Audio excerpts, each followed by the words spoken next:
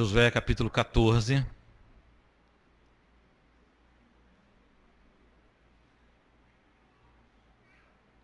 Do versículo 6 ao versículo 15.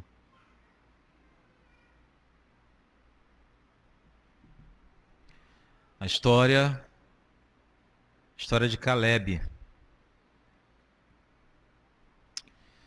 Eu vou ler, vai ser projetado, os irmãos podem acompanhar como quiser. Diz assim o texto bíblico: Chegaram os filhos de Judá a Josué em Gilgal, e Caleb, filho de Jefoné, o quenezeu, lhe disse: Tu sabes o que o Senhor falou a Moisés, homem de Deus, em Cades-Barneia, a respeito de mim e de ti. Tinha eu 40 anos quando Moisés, servo do Senhor, me enviou de Cades-Barneia para espiar a terra, e eu lhe relatei como sentia no coração. Mas meus irmãos que subiram comigo desesperaram o povo, eu, porém, perseverei em seguir o Senhor meu Deus. Então Moisés naquele dia jurou, dizendo: Certamente a terra em que puseste o pé será tua e de teus filhos em herança perpétua, pois perseverastes em seguir o Senhor meu Deus. Eis agora o Senhor me conservou em vida como prometeu. 45 anos há desde que o Senhor falou estas palavras a Moisés, andando Israel ainda no deserto, e já agora sou de 85 anos. Estou forte ainda hoje, como no dia em que Moisés me enviou. Qual era a minha força naquele dia, tal ainda agora para o combate, tanto para sair a ele, como para voltar. Agora, pois, dá-me este monte de que o Senhor falou naquele dia. Pois naquele dia ouviste que lá estavam os anaquins e grandes e fortes cidades. O Senhor, porventura, será comigo para eu desapossar, como prometeu. Josué abençoou e deu a Caleb, filho de Jefoné, Hebrom em herança. Portanto, Hebrom passou a ser de Caleb, filho de Jefoné, o quenezeu, em herança até o dia de hoje, visto que perseverara em seguir o Senhor, Deus de Israel. Dantes, o nome de Hebrom era Kiriate Arba. Este Arba foi o maior homem entre os anaquins, e a terra repousou da guerra. Vamos falar com Deus mais uma vez? Muito obrigado, Senhor, pela leitura de tua santa palavra, mais uma vez aqui entre nós. Clamamos ao Senhor, que o Espírito Santo nos ilumine com a iluminação necessária para que consigamos compreender a tua vontade revelada, ó Pai. Em nome do Senhor Jesus. Amém. Amém.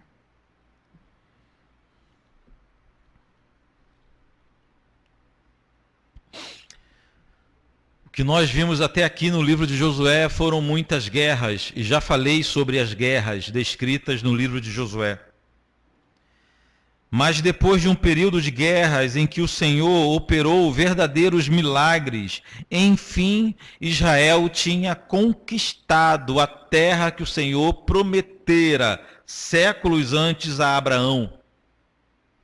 Havia ainda alguns territórios não conquistados, havia ainda algumas porções de terras não conquistadas, mas Israel já tinha fincado sua bandeira em todas as regiões da Terra Santa, da Terra Prometida.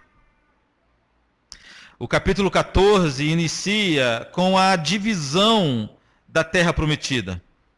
Uma vez conquistada a terra, era hora de Canaã ser repartida entre as tribos de Israel. Cada tribo, com exceção da tribo de Levi, ganharia um território, uma porção de terra, como herança para se estabelecer ali e prosperar naquele lugar. Esse era o plano de Deus desde o início. As guerras da conquista iriam findar, e, enfim, a Terra Santa seria repartida entre as tribos de Israel. Porém, antes de Josué começar a dividir a terra, uma figura que estava sumida do relato bíblico, chamado Caleb, procurou Josué para tratar de um assunto antigo. Procurou Josué para tratar de um assunto que remetia a mais de 40 anos. O texto bíblico, então, começa com esse diálogo, com essa conversa entre Caleb e Josué. aqui no versículo 6. Vou repetir a leitura para os irmãos. Versículo 6 diz assim: chegaram os filhos de Judá a Josué em Gilgal, e Calebe, filho de Jefoné, o quenezeu, lhe disse: tu sabes o que o Senhor falou a Moisés, homem de Deus, em Cades Barneia, a respeito de mim e de ti. O que está acontecendo aqui, irmãos? Calebe estava sumido do relato bíblico. Aqui no livro de Josué, o nome de Calebe nunca foi citado. Calebe estava sumido, estava vivendo como um anônimo. A única vez, a última vez que Calebe foi citado na Bíblia foi no livro dos Números, capítulo 14. Lá em Números 14, Calebe aparece em Números 13, mas em Número 14 ele é citado pela última vez. Mais de 40 anos passaram com Calebe no anonimato. Mas Calebe agora procurou Josué para lembrar de um episódio ocorrido há mais de 40 anos atrás. Você lembra de alguma coisa que aconteceu na tua vida há mais de 40 anos? Muitos não têm nem isso de vida, não é verdade? Calebe encontra Josué no momento em que ele ia começar a partilha da terra para lembrar de um episódio que aconteceu antes do início da peregrinação, ou pelo menos dos 40 anos de peregrinação. Então Calebe atravessou 40 anos de história, 40 anos de deserto, no anonimato, mas presente em cada momento da história de Israel. É óbvio que Calebe lutou as guerras da conquista. É óbvio que esse homem estava presente em cada instante, desde aquele episódio. Mas no anonimato. Mas era possível que Josué tivesse esquecido de algo ocorrido há 40 anos atrás. A gente tem dificuldade de lembrar algo ocorrido semana passada, não é verdade? Imagine Josué, ou esses homens, que viram muitas coisas fenomenais acontecendo. Travaram muitas guerras. Dizem que quem passa por uma guerra carrega consigo algumas sequelas emocionais e até físicas também. Então, Josué poderia sim ter esquecido do que aconteceu há 40 anos antes. Por isso que Calebe inicia o seu diálogo o lembrando. Tu sabes, é o que diz aqui o versículo 6. Tu sabes o que o Senhor falou a Moisés lá em Cades Barneia, a respeito de mim e de ti. Se Josué tinha ou estava com alguma dificuldade de memória, Calebe fez questão de lembrá-lo, com detalhes, tudo o que aconteceu. Olha o versículo 7. Tinha eu 40 anos, quando Moisés, servo do Senhor, me enviou de Cades Barneia para espiar a terra. Eu lhe relatei como sentia no coração, mas meus irmãos que subiram comigo desesperaram o povo. Eu, porém, perseverei em seguir o Senhor meu Deus. Calebe, irmão, estava lembrando a Josué um episódio narrado em Números capítulo 13. Põe pra gente Números capítulo 13.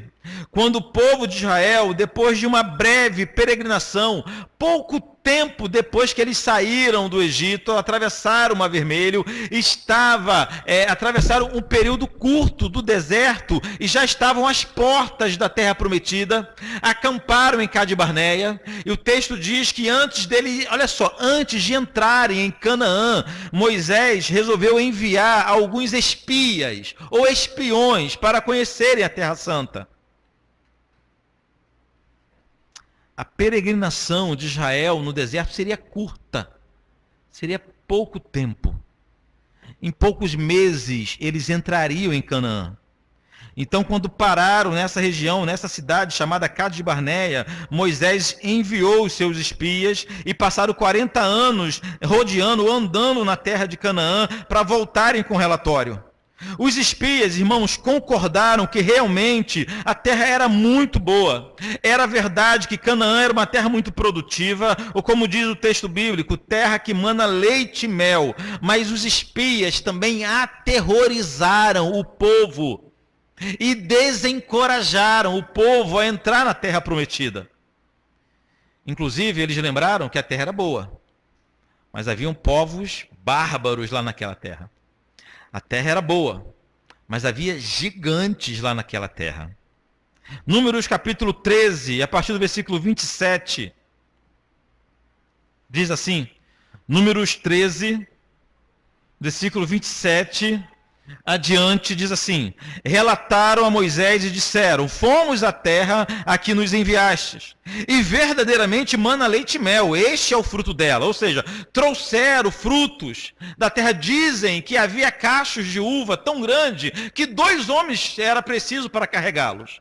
Então eles tinham prova de que realmente a terra era muito boa. Mas ao versículo 28, o povo, porém, esse porém, olha aqui para mim, esse porém atrasou a vida de Israel em 40 anos.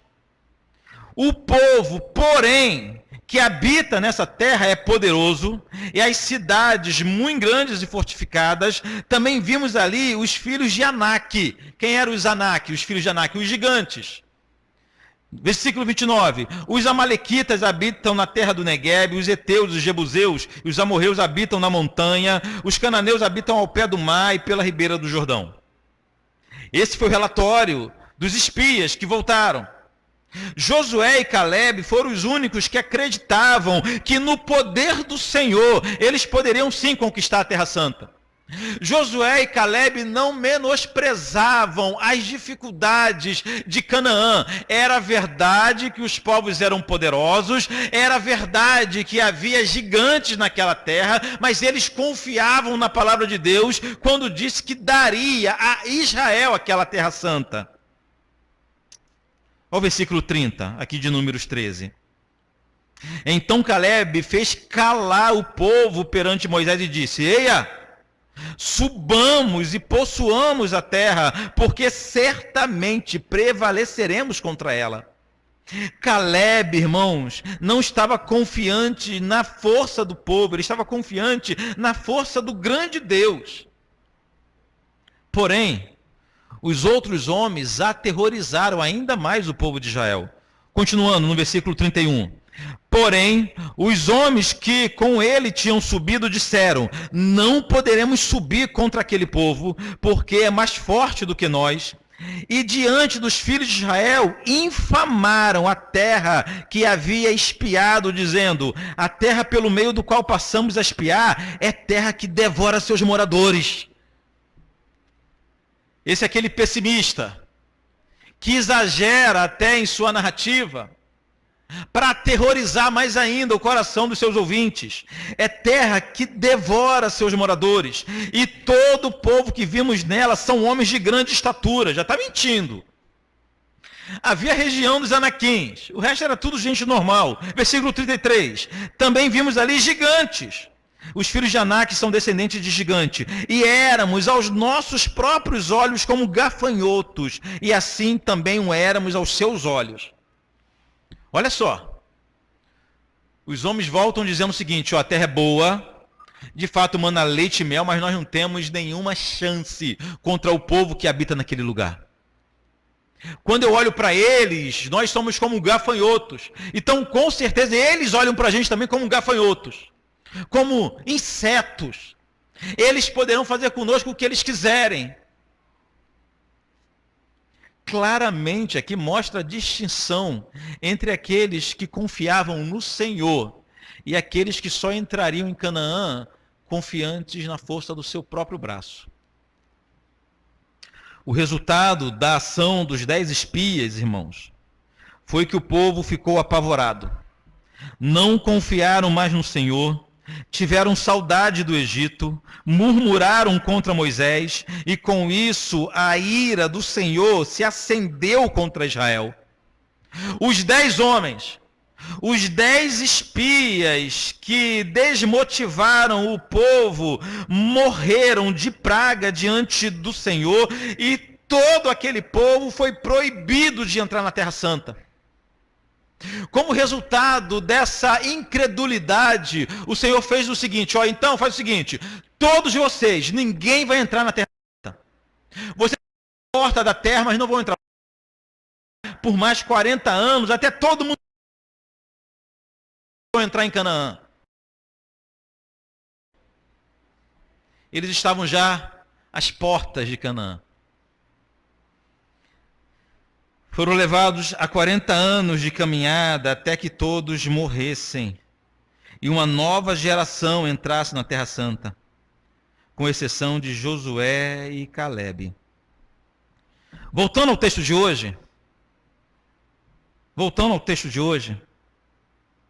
Calebe lembrou que por causa daquele episódio, Moisés lhe fez uma promessa. Olha o versículo 9 do texto lido hoje. Versículo 9. Então Moisés naquele dia jurou dizendo: certamente a terra em que puseste o pé será tua e de teus filhos em herança perpétua, pois perseverastes em seguir o Senhor meu Deus. Ou seja, irmãos, segundo Moisés, Calebe teria o direito de possuir a terra que ele pisou enquanto ele esteve em Canaã. Muito tempo passou daquela promessa, mas Calebe não a esqueceu. Olha o versículo 10 do texto de hoje. Eis agora o Senhor me conservou a vida como prometeu.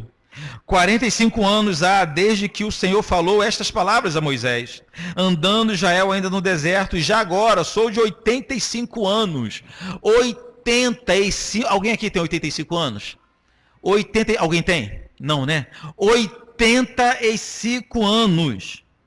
Versículo 11. Estou forte. E ainda hoje, como no dia em que Moisés me enviou, qual era a minha força naquele dia? Tal ainda agora para o combate, tanto para sair quanto para voltar. O que Calebe estava dizendo é que em seu coração nada mudou. 45 anos passaram, mas sua disposição para possuir aquela terra permanecia a mesma. O tempo não foi capaz sequer de diminuir a disposição de Calebe. Ele tinha 40 anos quando recebeu a promessa, esperou por mais 45 anos. Mais tempo esperando a promessa ser concretizada do que ele tinha de vida quando recebeu a promessa. Porém, no seu coração, nada mudou. Nada mudou. Vejamos o pedido de Calebe, versículo 12. Agora, pois, dá-me este monte de que o Senhor falou naquele dia.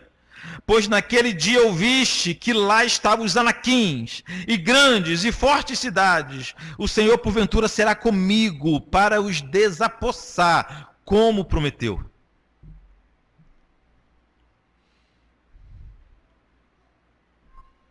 É ter muita coragem. 85 anos a gente quer já estar aposentado, a chuteira pendurada, deitado numa rede, sem preocupação nenhuma. Calebe chega para Josué e fala: agora eu vou começar. Eu vou recomeçar. Eu vou começar do zero. Eu vou começar do nada. Já vi muitos irmãos falando desse ponto com certo romantismo. Muitos se apegam ao fato de Calebe ter tido ousadia para pedir o Monte Hebrom como herança. Muitos usam esse episódio para afirmarem que devemos, a exemplo de Calebe, ter coragem para requerer as bênçãos de Deus, o cumprimento das bênçãos de Deus. Mas poucos percebem que o pedido de Calebe implicava, irmãos, em lutas severas. Calebe não estava solicitando como herança uma região já dominada.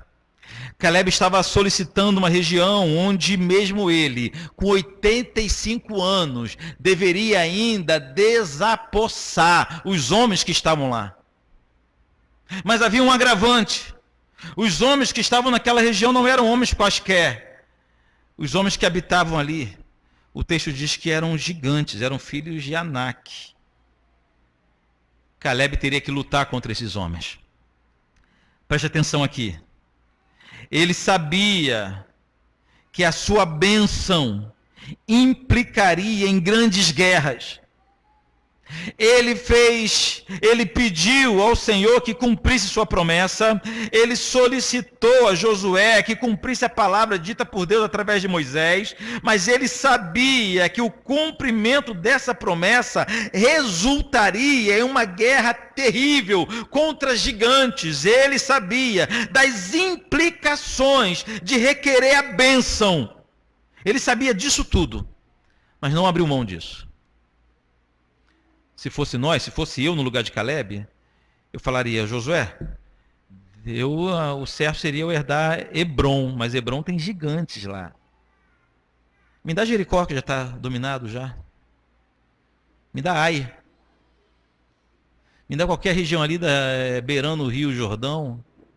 Das cidades, das regiões que já estão dominadas. Eu estou com 85 anos. Dá logo uma carteirada de idoso, né?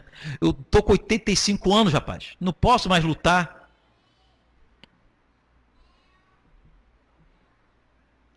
Que pedido estranho era esse de Calebe?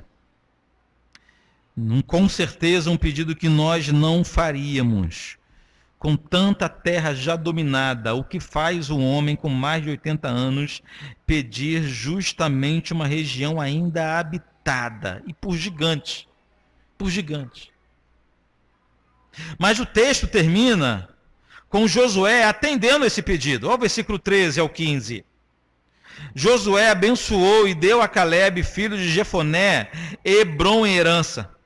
Portanto, Hebrom passou a ser de Calebe, filho de Jefoné, o quenezeu, em herança até o dia de hoje, visto que perseverara em seguir o Senhor, Deus de Israel. Dantes, o nome de Hebrom era Kiriat Arba. Este Arba foi o maior homem entre os anaquins, entre os gigantes, né? E a terra, enfim, repousou da guerra. Aqui mesmo, irmãos, no livro de Josué, mais adiante, no capítulo 15, não vamos ler, no versículo 13, conta como que Calebe e sua família conquistou a região de Hebrom. O homem brabo é esse. Com 85 anos ele falou que faria e fez. Com 85 anos ele quis uma luta, uma guerra para iniciar. Ele foi lá, guerreou e venceu. Com 85 anos ele não tinha se esquecido das promessas de Deus.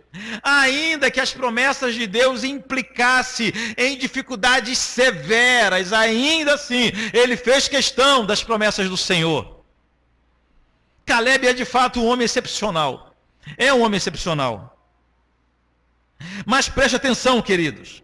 A principal lição da história de Calebe não é que devemos ter ousadia para possuir a bênção que desejamos.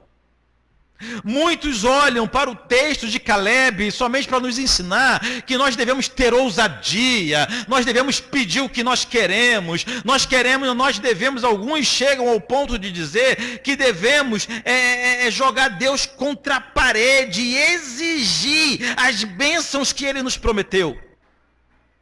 Já viu alguém falando assim? Eu já vi vários. A principal lição da história de Calebe não é sobre ousadia, não é sobre conquista, não é sobre coragem para enfrentar gigantes, não é isso.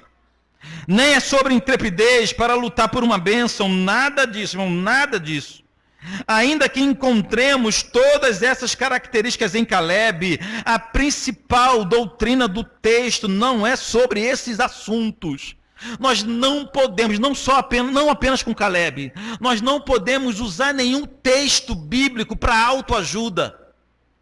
Nós não podemos usar nenhum texto bíblico para automotivação. Não é essa a finalidade do texto bíblico.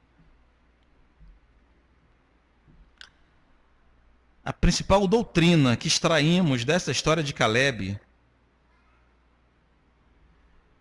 ou essa história de Calebe fala, acima de tudo, ou em primeiro lugar, é de perseverança. É disso que fala a história de Calebe. Perseverança. Calebe reiniciou uma nova história em sua velhice, é verdade. Mas esse não é o ponto principal do texto bíblico. A história de Calebe não está aqui para incentivar os velhinhos a continuar fazendo alguma coisa em suas vidas. Não é isso. Não é isso. A história de Caleb não está registrada na Bíblia para ser usada em terapias motivacionais, para que nós que não temos 85 anos, tenhamos vergonha de que a gente não faz a metade do que Caleb fazia. Não é nada disso. O que o texto está falando é de perseverança, irmãos. Perseverança.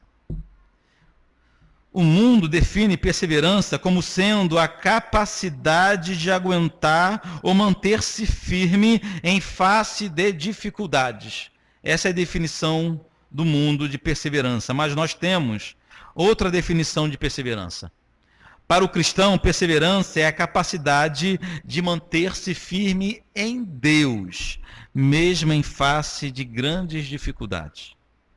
Vejam se não foi isso que aconteceu com o nosso irmão Caleb.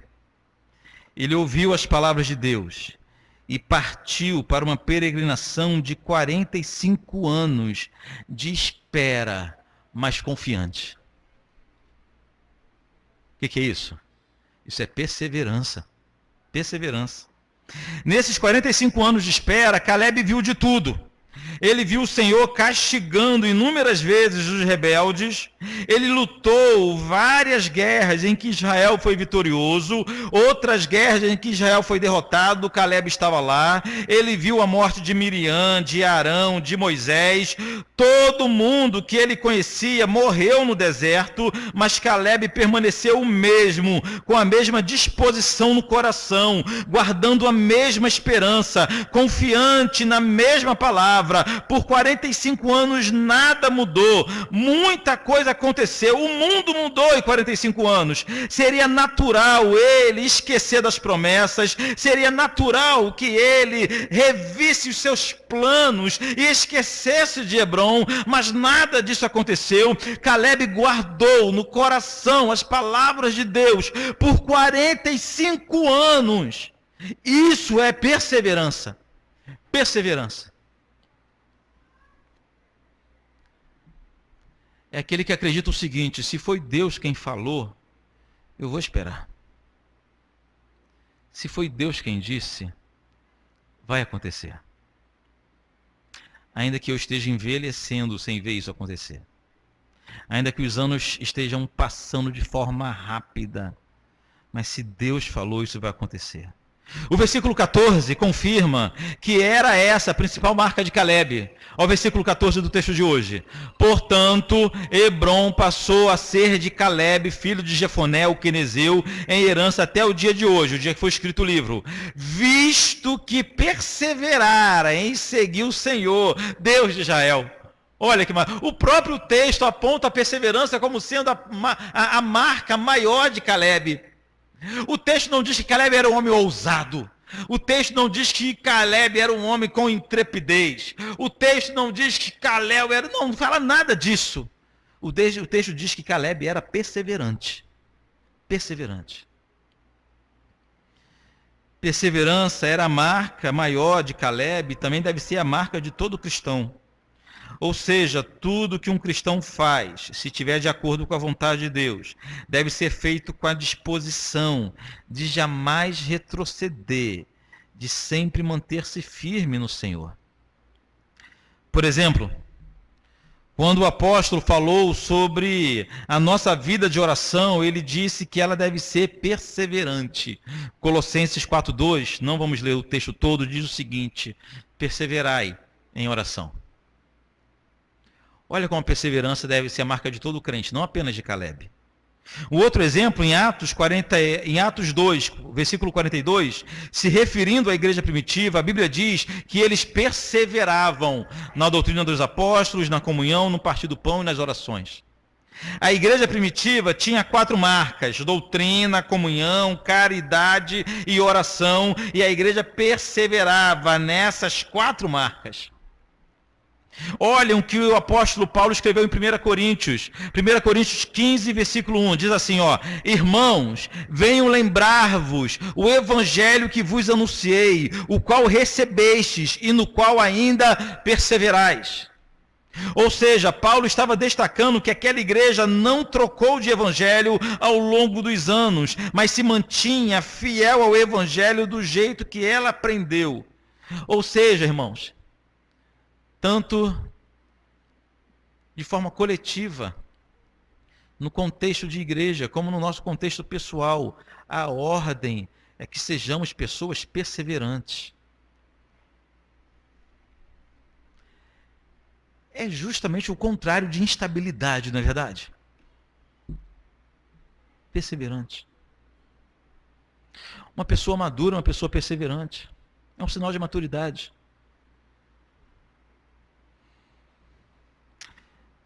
Mas, queridos, as advertências mais sérias em relação à perseverança foram feitas por Jesus. Eu vou ler para os irmãos 2 textos. Mateus capítulo 24, versículo 13, o Senhor Jesus disse o seguinte, aquele, porém, que perseverar até o fim, esse será salvo. Mateus 10, 22, Jesus disse o seguinte, sereis odiado de todos por causa do meu nome. Aquele, porém, que perseverar até o fim, esse será salvo. Acreditamos que essas advertências de Jesus sobre a necessidade de perseverarmos são as mais sérias, porque Jesus não estava se referindo a bênçãos materiais. Caleb foi perseverante até possuir a sua herança aqui na terra, mas Jesus está falando de um outro contexto. Jesus está falando de uma herança celestial.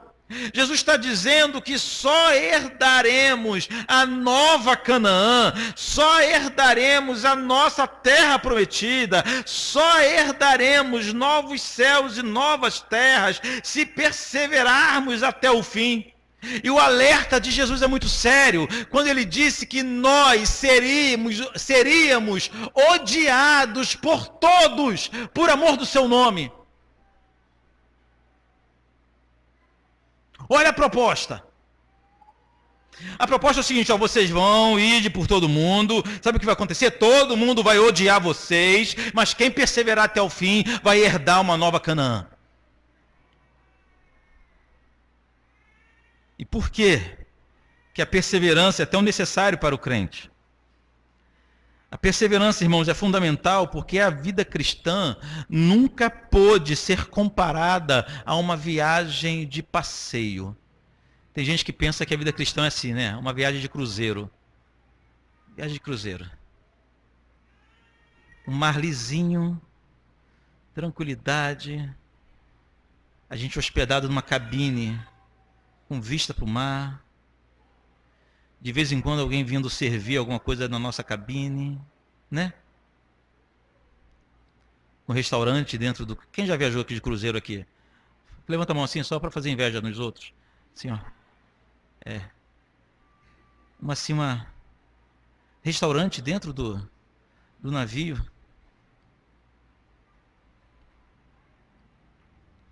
O jovem Fabrício, oramos por ele umas semanas atrás, ele foi para uma viagem a trabalho de 8 meses, trabalhando no cruzeiro, né, Gabi?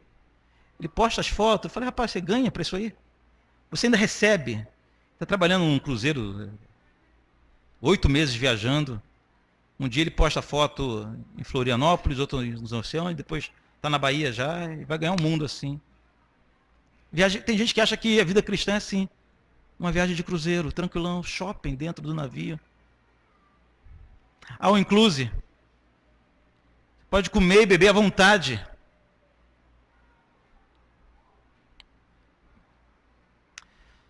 A vida cristã nunca foi comparada a uma viagem de passeio. A vida cristã sempre foi comparável a um campo de batalha. Sempre.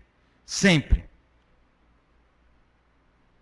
A Bíblia compara a igreja a um exército. Nós inventamos uma visão romântica da igreja como um hospital. Em momento nenhum a Bíblia compara a igreja a um hospital. A Bíblia compara a igreja a um exército. É guerra que nós estamos travando. Quem abraça a vida cristã deve saber antecipadamente que está se alistando em um exército. Se considerarmos o que aprendemos, irmãos, lá no Salmo 23, o salmo mais conhecido de todos nós, que o Senhor é meu pastor, nada me faltará. Se considerarmos as lições do Salmo 23, podemos então ter certeza que tão certo como os campos verdejantes, tão certo como as águas de descanso, é o vale da sombra da morte. É questão de tempo. É questão de tempo. Não há facilidade, não há promessas de facilidade na vida cristã. Quer promessas de facilidade, procure uma outra religião. De fato, não é o cristianismo que vai te oferecer isso.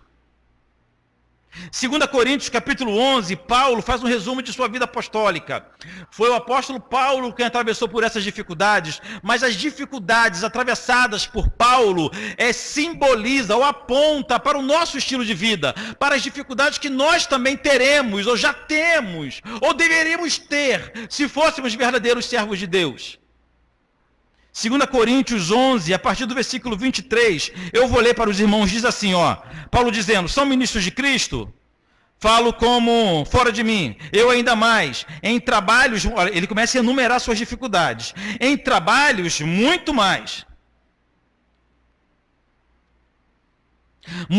em prisões, em açoites sem medida, em perigo de morte muitas vezes, 5 vezes recebi dos judeus uma quarentena de açoite menos 1, fui 3 vezes fustigado com varas, 1 vez apedrejado, em naufrágio 3 vezes, 1 noite, 1 dia passei na voragem do mar, em jornadas muitas vezes, em perigos de rios, em perigos de salteadores, em perigos entre os patrícios, em perigos entre os gentios, em perigos na cidade, em perigos no deserto, em perigos no mar, em perigos entre os falsos irmãos, em trabalhos e fadigas, em vigílias muitas vezes, em fome, em sede, em jejuns, muitas vezes em frio, em nudez.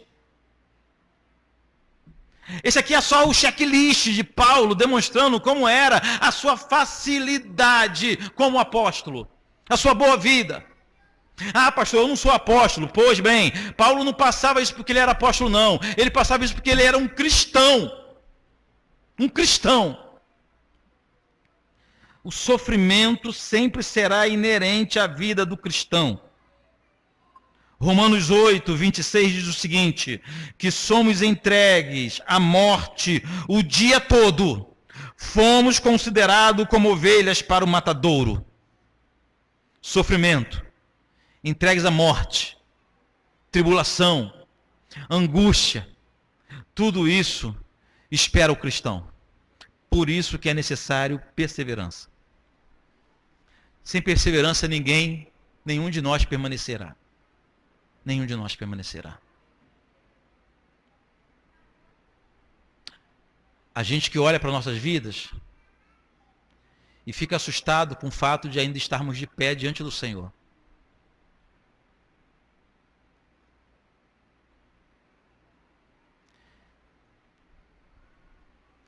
Tem gente que vai te encontrar, vai ficar assustado pelo fato de você ainda manter a sua fé. Por tudo que você já viveu, dentro da igreja ou fora da igreja.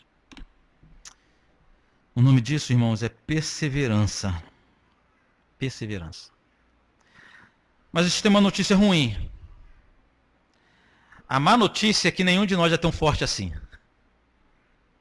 Fala a verdade. Eu comecei a citar o que Paulo viveu, a gente parou no primeiro terço, nem ia falar metade, né? A gente mudou de igreja por muito menos. Nós abandonamos a fé por muito menos.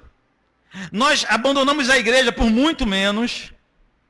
Nenhum de nós é tão forte assim, nós não temos força necessária para permanecermos fiéis, mesmo face à morte. Não temos. Não temos a força para esperar como Caleb. A grande verdade, irmãos, é que nós não temos força para perseverarmos até o fim. Essa é a realidade. Se tudo acontecer da forma que muitos acreditam, que a grande tribulação vai se dar com gente invadindo a igreja e botando uma arma na cabeça para ver quem nega Jesus. E quem não nega, a gente está perdido. A gente está perdido. A gente abandona a nossa fé e negamos a nossa fé por muito menos. Muito menos. E ficamos com essa ilusão na grande tribulação, vou ser fiel, porque não sei o quê. Se eu vivesse na época dos apóstolos, eu ia nada. A gente estaria e abandonar a fé na primeira oportunidade, ainda mais crentes como nós. Uma geração inteira de crente mimado, acostumado a lidar com o Senhor só atrás dos benefícios que o Senhor tem para lhe oferecer e mais nada. Então vamos assumir que nós não temos forças para sermos perseverantes. Não temos. A resposta do Evangelho é que nós iremos perseverar até o fim, não porque somos fortes, mas porque o Senhor nos sustenta. Tem muita diferença, não tem? Se você olhar para a sua força, se eu olhar para a minha força, eu falo, eu estou perdido. Eu estou perdido. Eu preciso de muito menos do que os meus irmãos do passado viveram para negar a minha fé. Mas a resposta do Evangelho é que eu não dependo das minhas forças, mas sim, iremos perseverar até o fim, porque o Senhor nos sustenta, e essa é uma das doutrinas mais brilhantes, mais fundamentais da nossa fé, que é a doutrina da perseverança dos santos, um pilar da nossa espiritualidade. Um cristão chamado Nixon Rezende escreveu um artigo explicando o que é a doutrina da perseverança dos santos. Ouça o que ele escreveu. O último ponto é a perseverança dos santos. Esse ponto nos ensina que, já que a salvação é uma obra completa de Deus e que o homem nada pode fazer para cooperar nisso, é o próprio Deus que garante e sustenta a salvação. O homem não pode fazer nada para se manter salvo. Quem garante isso é o próprio Deus. Não perseveramos para mantermos-nos salvos. Perseveramos porque fomos salvos. Quando entendi essa gloriosa verdade, obtive a certeza da salvação. Quando entendi que o Deus Todo-Poderoso que me salvou é o mesmo Deus que preserva a minha salvação, descansei e tive paz, pois estava seguro, estava na sombra do Onipotente, e dali ninguém poderia me tirar. Que alegria! Eu me lembro anos atrás, quando o pastor perguntava, quem tem certeza da salvação aqui? Ninguém levantava a mão, muito menos eu. Porque a gente acreditava que a salvação dependeria da nossa performance. Dependeria de nossa força. Aí quando nós aprendemos que a salvação não depende de nós, é o Senhor quem nos salvou de uma vez para sempre, e Ele nos sustentará até o dia final, o que nós ganhamos com isso é a certeza da salvação. Se alguém perguntar hoje, se você é certo, você tem certeza que é salvo? A resposta correta é sim. Sim, tenho certeza. Porque quem me salvou não falha. Não falha. Quem nos ensina isso é a palavra de Deus. Filipenses capítulo 1, versículo 6 diz assim, estou plenamente certo de que aquele que começou boa obra em vós há de completá-la até o dia de Cristo Jesus. A obra é dele, a obra é de Deus. Nós olhamos para nós e achamos que não há como sermos salvos, mas olhamos para Cristo, nosso Salvador, e concluímos que não tem como nos perdermos mais. É na mão de Cristo que estamos. João capítulo 10, o próprio Senhor Jesus falando, João capítulo 10, versículo 27, diz assim, 27 ao 29, as minhas ovelhas, Jesus falando, as minhas ovelhas ouvem a minha voz, eu as conheço e elas me seguem. Um detalhe aqui, Jesus falou as minhas ovelhas, então significa que tem ovelha que não lhe pertence, correto?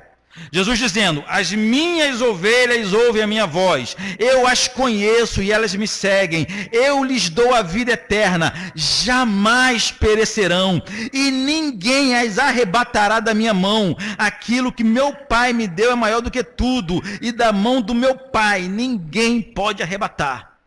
Oh, alegria! A reforma protestante surgiu no século XVI para trazer conforto no coração de uma humanidade que vivia aterrorizada pela morte. Uma característica do homem da Idade Média era o medo da morte. E por medo da morte eles faziam de tudo, inclusive pagar por salvação ou pagar para comprar um espaço no céu. Aí chegou a reforma protestante nos ensinando o seguinte, a Bíblia diz que quem uma vez foi salvo por Jesus está salvo para sempre. No céu não existe uma borracha na mão de um anjo que apaga o meu nome e depois escreve o meu nome. Apaga o meu nome, escreve o meu nome, apaga o meu nome. O nome foi escrito no livro da vida para sempre. É segurança da salvação.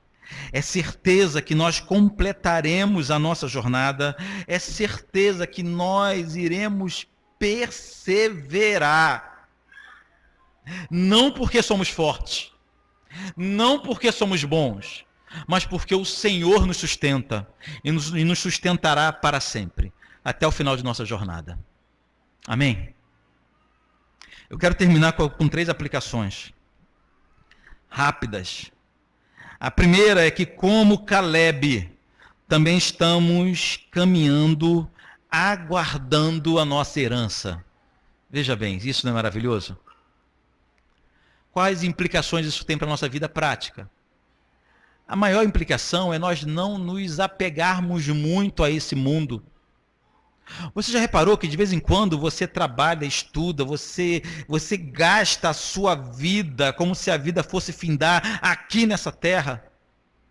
Você gasta a sua vida como se você fosse enraizado aqui nesse chão e não fosse sair daqui nunca mais. Calebe vivia motivado por sua herança. E é assim que devemos viver também.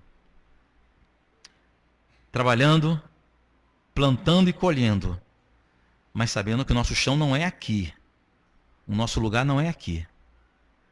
Em segundo lugar, mas diferente de Calebe, nossa esperança deve estar toda inteiramente voltada para o céu. É lá que é o nosso lugar. É lá que habitaremos para sempre do lado do nosso Cristo. Essa é a nossa esperança. O dia que perdermos essa esperança, nada mais fará sentido em nossa vida como cristãos. Nada mais fará sentido. Mas em terceiro lugar, como Calebe, temos certeza que chegaremos lá, porque quem prometeu é fiel. Só por causa disso. Não chegaremos lá porque somos bons. Não chegaremos lá porque somos cheios de dons. Não chegaremos lá porque nos esforçamos o máximo. Chegaremos lá porque foi Deus que prometeu. E Ele não falha em sua palavra. Amém?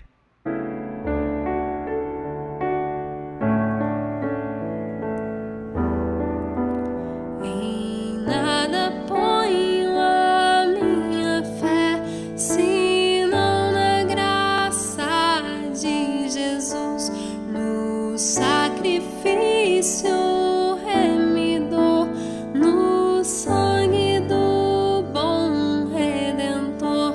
A minha fé e o meu amor estão firmados no Senhor, estão firmados no Senhor.